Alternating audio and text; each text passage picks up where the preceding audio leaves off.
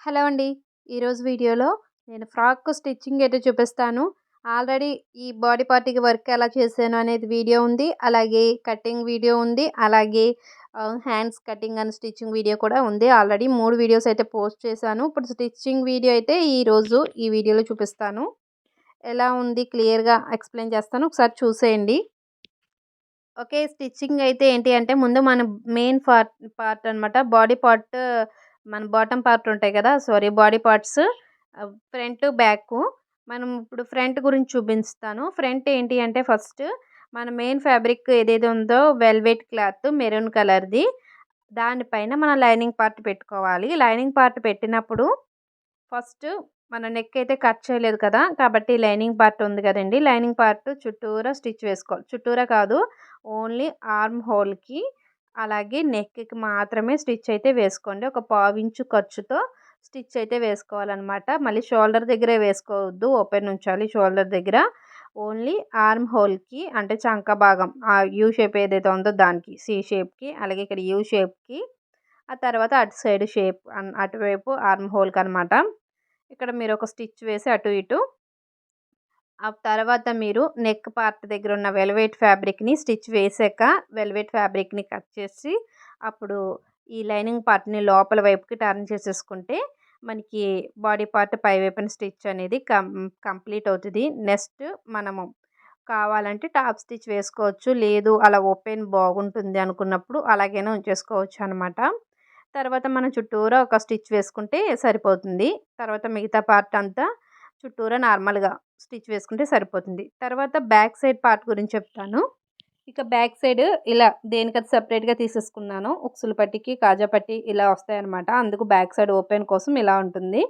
తర్వాత ఏం చేస్తారు అంటే మీరు ఇది కూడా సేమ్ ప్రాసెస్‌లో నెక్ అయితే ముందు కట్ చేయొద్దు. కట్ చేయకుండా ఓలేనా ఇక్కడ మనం కొంచెం ఎక్కువ తీసుకుంటాము. ఎందుకంటే ఉక్సులు, కాజా పట్టీ కోసం.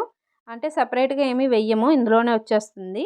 అందుకు దానికోసం మనం కట్ చేసేటప్పుడే కొంచెం ఫ్యాబ్రిక్ ఎక్స్‌ట్రా తీసుకున్నాము.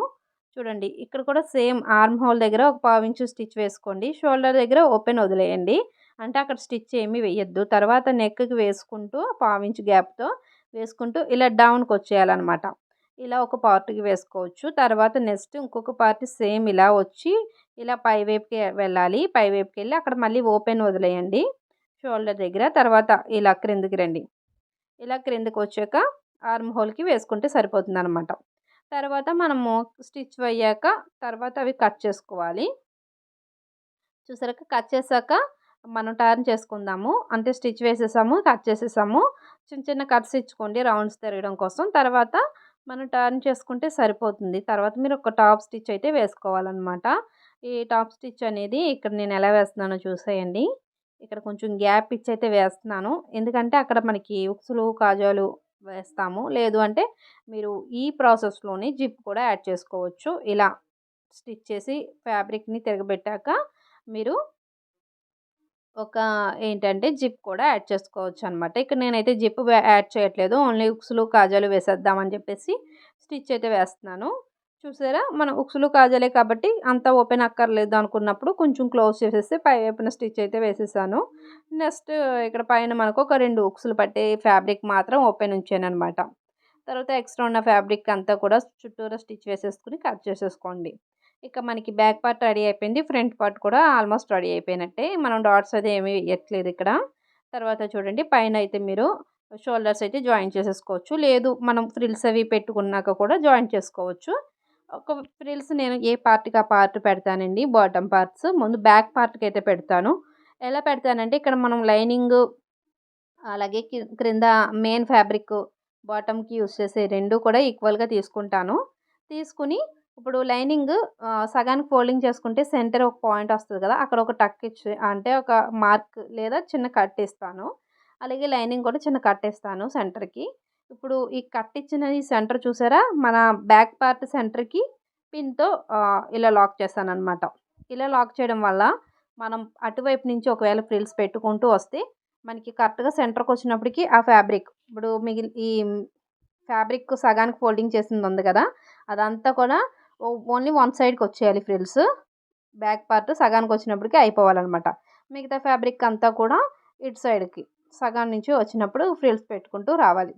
ఇక్కడ ఫ్రిల్స్ పెట్టేటప్పుడు క్రింద లైనింగ్ పెట్టాము, ఆ మధ్యలో బ్యాక్ పార్ట్ పెట్టాము. బ్యాక్ పార్ట్ని కరెక్ట్గానే పెట్టాలి, ఉల్టాస్ ఏదో ఏం పెట్టక్కర్లేదు. కానీ లైనింగ్ మెయిన్ ఫ్యాబ్రిక్ని ఉల్టాలో పెట్టాలి, అంటే రివర్స్లో పెట్టాలి. బ్యాక్ పార్ట్ మీద రివర్స్లో పెట్టాలి, డిజైన్ అనేది లోనికి వెళ్ళాలన్నమాట. ఇప్పుడు మనం ఒక 1 ఇంచో లేదా 1½ ఇంచు ప్లెయిన్గా కుట్టేశాక ఇక 3 ఫ్రిల్స్ పెట్టుకుంటూ వెళ్ళాలి. ఫస్ట్ క్రింద లైనింగ్ పెట్టాము, దానిపైన బాడీ పార్ట్ ఉంటుంది, బ్యాక్ పార్ట్. తర్వాత పై వైపున ఉంది కదా మెయిన్ ఫ్యాబ్రిక్, డిజైన్ ఫ్యాబ్రిక్, అది కూడా ఫ్రిల్స్ పెట్టుకుంటూ వెళ్తామన్నమాట.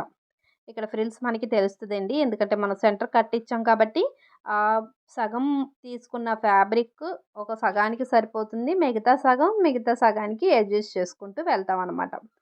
ఇక్కడ మీరు ఎక్కువ తీసుకుంటున్నారా, తక్కువ తీసుకుంటున్నారా, ఫ్రిల్ సైజు మనం తీసుకున్న ఫ్యాబ్రిక్ని బట్టి డిపెండ్ అయి ఉంటుంది.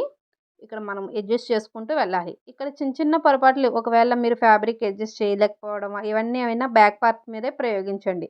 ఎందుకంటే మనం ముందే ఫ్రంట్ పార్ట్ మీదే ఫ్రిల్స్ పెట్టామనుకోండి, ఫ్రంట్ మనకి లుక్ కనిపించేది కాబట్టి అక్కడ మీరు చిన్న చిన్న మిస్టేక్స్ అవి చేసుకుంటే మళ్ళీ ఇబ్బంది అవుతుంది. కాబట్టి బ్యాక్ పార్ట్ మీద కుట్టారు అంటే మీకు ఒక చిన్న ఐడియా వస్తుంది, ఈ ఫ్యాబ్రిక్కి ఇన్ని ఫ్రిల్స్ పడతాయి, ఇంత లెంత్లో పెట్టుకుంటే మనకి సరిపోతుంది కరెక్ట్గా అని ఐడియా వస్తుంది. కాబట్టి ముందు బ్యాక్ పార్ట్ అయితే కుట్టేసుకోవాలన్నమాట. బ్యాక్ పార్ట్కి ఇలా ఫ్రిల్స్ పెట్టుకోండి.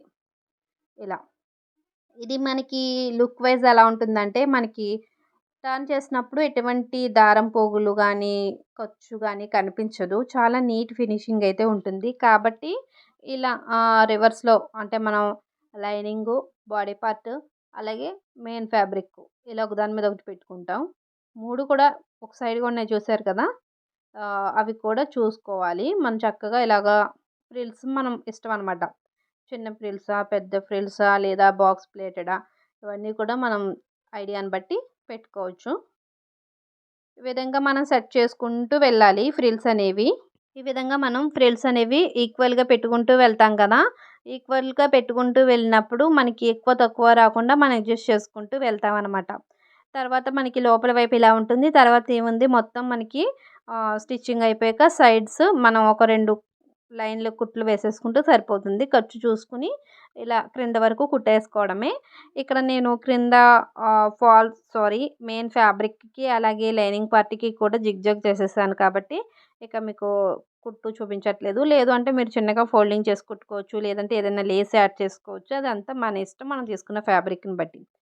ఓకే అండి, ఇదనమాట మన స్టిచ్చింగ్. సైడ్ జాయిన్ చేసుకుంటే స్టిచ్చింగ్ కంప్లీట్ అయిపోతుంది. మీకు ఈ వీడియో నచ్చితే లైక్ అండ్ సబ్స్క్రైబ్ చేసుకొని ఛానల్ సపోర్ట్